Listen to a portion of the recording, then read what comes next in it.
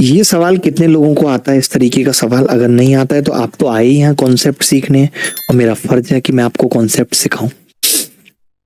देखिए मैं ना बड़ा एकदम क्लियर हूं इस चीज में, मैं ज्यादा टाइम लेता नहीं, मैं इस सवाल को माइक्रो सेकंड में कर सकता हूं, आप भी कर लोगे। अभी देखना, मैं बच्चों को इतना रटाता हूं ये चीज कि जो बेटा D2 होता है वो P का जो भी प्रिंसिपल है का R% होता है।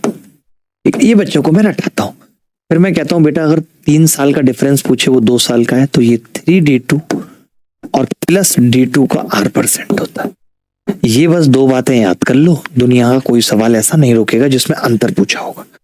तो मैंने बस इतनी बात कही कि बेटा अगर D2 निकालना है तो पहले इसका 5% कितना होगा, तो आपने कहा 500। फिर मैंने कहा फिर इसका 5% कितना होगा, आपने कहा 25। तो मैंने कहा ये D2 होगा।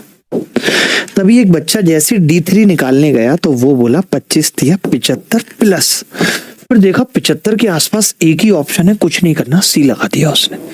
कुछ करना ही नहीं है, मौखिक हो सकता था ये सवाल कि 2 साल का जो अंतर होता है वो 5 का 5% यानी 0.25% होगा, और 0.25% इसका 25 होगा। अच्छा 25 से 75 के आसपास एक ही ऑप्शन है, 75 के आसपास ऑप्शन ही एक था।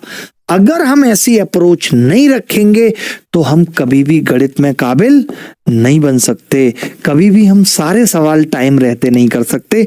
इस तरीके की अप्रोच हमें सीखनी पड़ेंगी भाई।